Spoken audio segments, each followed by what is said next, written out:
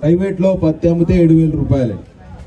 7,000 మాత్రమే వీళ్ళు చూస్తున్నారు. దాని కాంటా దగ్గర ఉండే ఇబ్బంది, మిగతా లోడింగ్ ఖర్చులు ఇవన్నీ రైతులను ఇబ్బంది పెట్టే కార్యక్రమాలు. కాబట్టి ఎవరు కూడా ప్రైవేట్ వ్యాపారస్తుల జోలికి పోకుండా పూర్తిగా కాటన్ కార్పొరేషన్ ఆఫ్ ఇండియాకు మీ పత్తిని అమ్ముకునే ఏర్పాటు చేసుకోండి.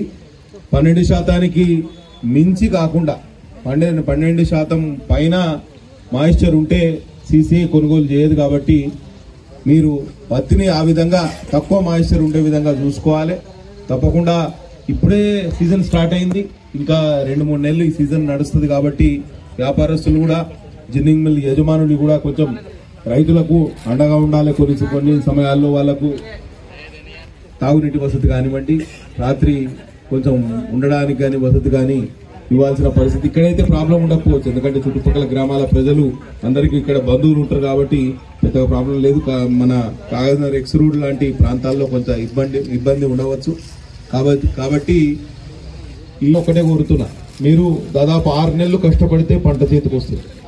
ఈ సమయాన మీరు దళారుల చేతులకు పోయి, ట్రేడర్స్ చేతులకు పోయి, వ్యాపారస్తుల చేతులకు పోయి చిక్కుకోకండి, ఇబ్బంది పడకండి. కాటన్ కార్పొరేషన్ ఆఫ్ ఇండియా పూర్తి స్థాయిలో ఇవాళ కొనుగోలు ఈ సంవత్సరం మినిమం సపోర్ట్ కనీసం మద్దతు ధర 500 రూపాయలు పెంచడం జరిగింది.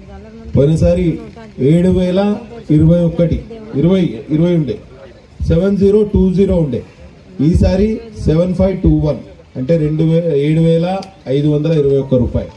కాబట్టి ఈ చుట్టుపక్కల ప్రాంతాల ప్రజలు పత్తి విరివిగా పండిస్తారు. కాబట్టి తప్పకుండా మీరు ప్రభుత్వం ప్రకటించిన మద్దతు ధరను పూర్తి స్థాయిలో అందుకోవాలని, దానికి కాటన్ కార్పొరేషన్ ఆఫ్ ఇండియా అధికారులు సహకరించాలని, అట్లనే మార్కెట్ కమిటీ అధికారులు కూడా అది ఫెసిలిటేట్ చేయాలని కోరుతున్నా.